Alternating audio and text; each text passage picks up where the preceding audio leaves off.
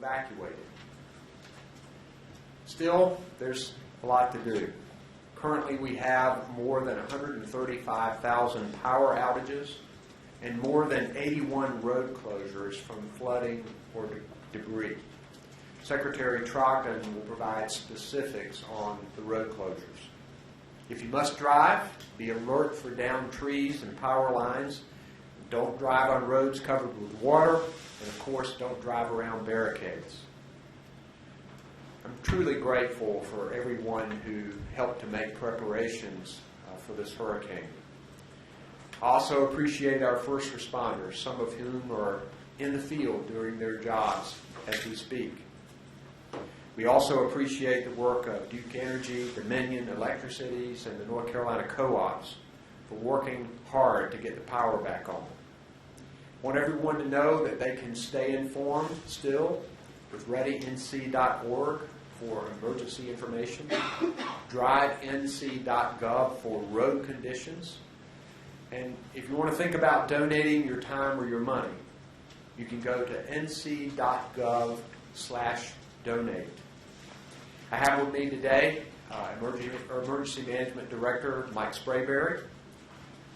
Also have Public Safety Secretary Eric Hooks, Transportation Secretary Jim Trogdon, Health and Human Services Secretary Mandy Cohen, North Carolina National Guard General Jim Ernst, State Highway Patrol Commander Colonel Glenn McNeil, our FEMA Federal Coordinating Officer Libby Turner, who traveled with me today to Wilmington to meet with the people there, Katie Webster, our meteorologist, Commander Matt Moyer of the U.S. Coast Guard, and we appreciated their help during this operation. And we also have Lee Williamson, who is our interpreter for the hard of hearing. First, I want to call on Mike Sprayberry for a report. Mike. Thank you, Governor. Good afternoon, everyone. The State Emergency Operations Center remains activated at a level 1, which is with all of our partners.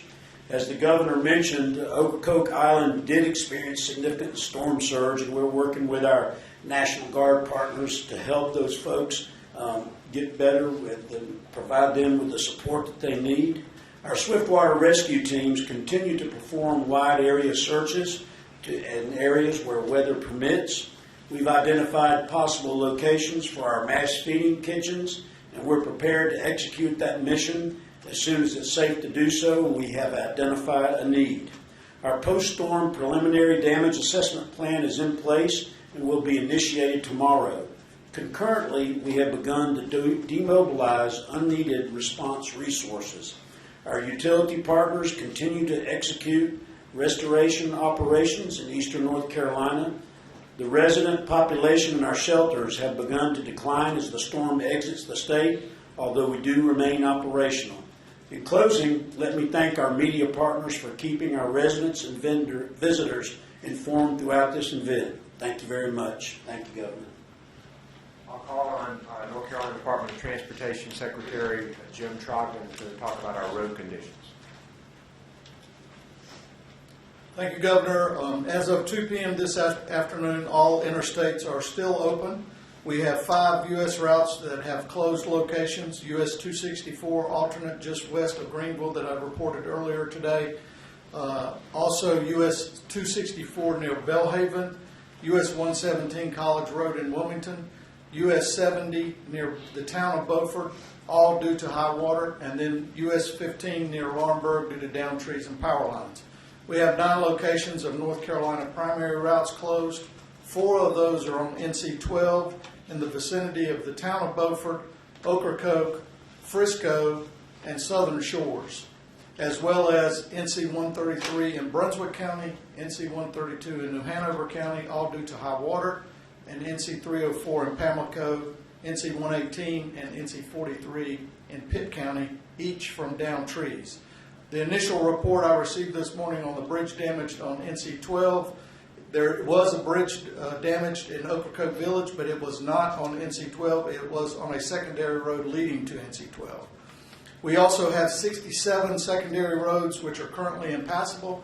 The largest number of those are in Pitt County with 23, which are all due to downed trees, followed by Brunswick County with 9 secondary roads impassable, and Sampson County with 9 secondary roads impassable, all due to high water. Many of our crews have started cut and shove operations to remove trees from travel lanes, and the range of completion in our coastal counties is between 50 and 75% today. But please use caution when you're traveling on roads where these trees were. They will be cleared from the travel lanes and a few feet into the shoulder, but some of the tree and the root ball may still be within the right-of-way and could still present a hazard. So proceed with caution as you travel on our roadways, especially in those coastal counties. We are working hard and planning to start ferry operations back up tomorrow morning, somewhere around 8 o'clock or later. The schedules may be variable, and they will be posted by the end of today on our NC Ferry website. Thank you. We'll now have a report from Major General Jim Ernst of the North Carolina National Guard. Thank you, Governor, for the opportunity to speak about your National Guard, or our National Guard. During this event, we've had about 521 soldiers that have been mobilized. Those soldiers have been predominantly stationed in 10 locations across our state, with the majority being in the eastern part of the state. Those soldiers brought with them 181 vehicles, 84 of them being from the LMTV family. What that means to you is they're high water rescue vehicles for us. These soldiers have worked for the last 2 days performing deliveries of commodities and supplies, movement of swift water rescue teams, and EMT escorts across the eastern portion of the state. Today we've been involved, once the storm moved out, in 6 air aviation missions across the barrier islands, predominantly in the Ocracoke area. We've done an aerial recon and a damage assessment of Ocracoke Island. We've had a mission to deliver communications equipment and a communications team. We had a mission to deliver an infrastructure assessment team to Ocracoke Island, and 2 missions to deliver a medical response team of 11 personnel. And finally, we have a mission that is underway now to deliver a large contingent of urban search and rescue personnel. It's been an honor for us to participate and serve the citizens of our state. Thank you, Governor. We'll entertain questions for anybody on the podium. I wonder if you can speak to the combination of factors that led to Ocracoke having so many problems as opposed to some of the other barrier islands that I'm not sure had problems, but this seems to have been the center point of real trouble. That might be a meteorology question. Katie Webster. Thank you for that question. So I think part of it was, and it was well advertised, that waters on the sound side of the Outer Banks would get extremely high and very quickly as those stronger hurricane force winds moved through, as we saw that. And that was well communicated by the National Weather Service. And we saw nearly a 5 to 7 foot rise in almost an hour and a half. And so that's typical for storms that move up the coast. Not only do you get the oceanside flooding, but you get sound side flooding as well. And it's certainly a prevalent threat along the Outer Banks. Thank you.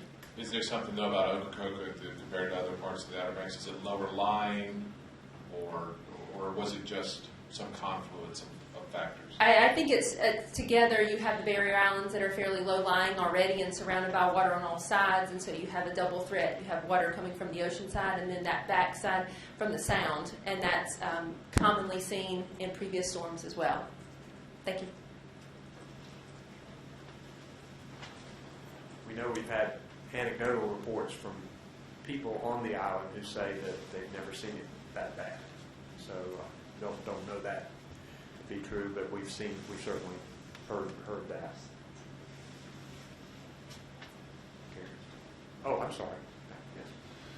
Building off the earlier question on Ocracoke Island, how does the situation at this point on Ocracoke compare to what we saw with Hurricanes Matthew and Florence, and how are those experiences affecting how you carry out operations on Ocracoke over the next 12 to 24 hours?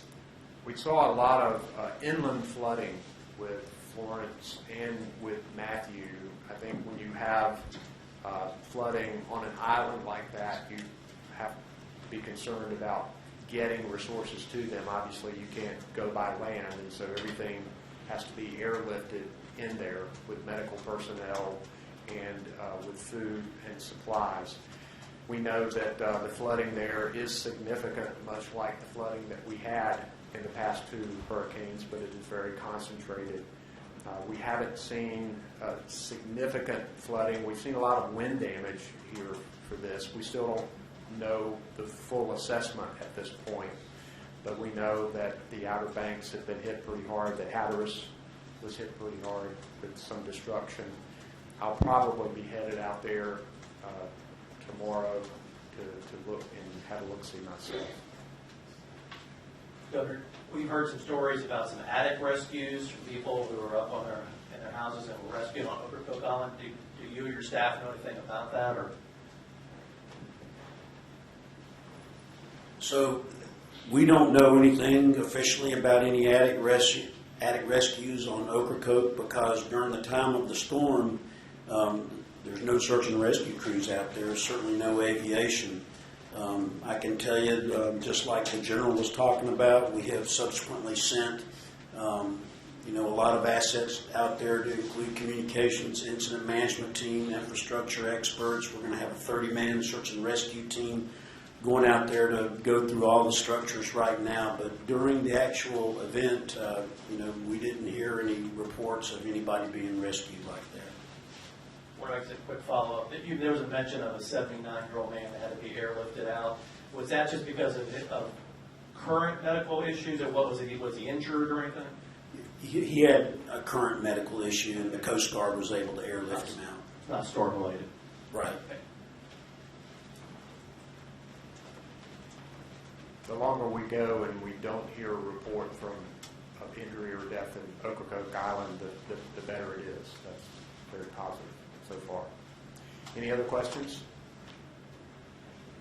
So just to clarify, we're hoping to have ferry service restored by about 8 o'clock tomorrow morning. Is that roughly when we would be able to potentially move assets onto Ocracoke through boats? Was it purely through helicopters, or how are we going on that? I'll defer. We are working, and I'll defer that answer on the aviation delivery.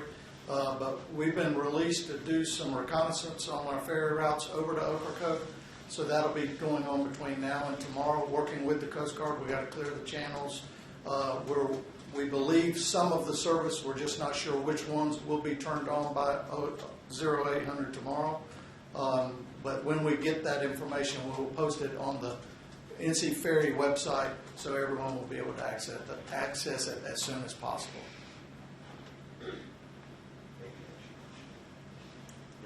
Travis? When we talk about channels, is it too early to ask whether or not we've seen any channels close or change due to sand movement? Do we know if anything on the face of the coast looks particularly different? Commander Moyer, do you have any comment on that? You guys have been looking at ports. Yes, sir, Governor. Thank you, Governor. All I could say is we've flown multiple sorties throughout the day using our H-60 aircraft. From what we've seen from the air, and again, that's just an aerial assessment, the coastline and everything looks pretty good overall considering the nature of this storm. However, it's going to take additional surveys and other equipment to consider whether or not there's any true damage. But right now, it does look good, at least from that aerial perspective. Thank you, Governor.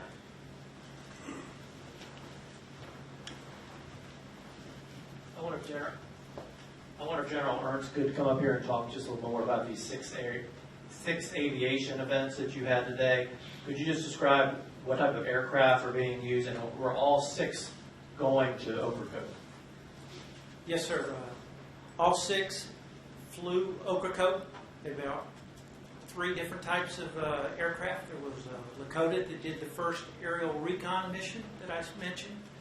The 4 resupply missions were all Black Hawk UH-60s, and the final one with their urban rescue team is a Chinook heavy lift. So all those are helicopters? Yes, sir. Thank you. I'm surprised I knew that. Further questions? All right, we'll let you know when the next briefing will be. Thank you very much.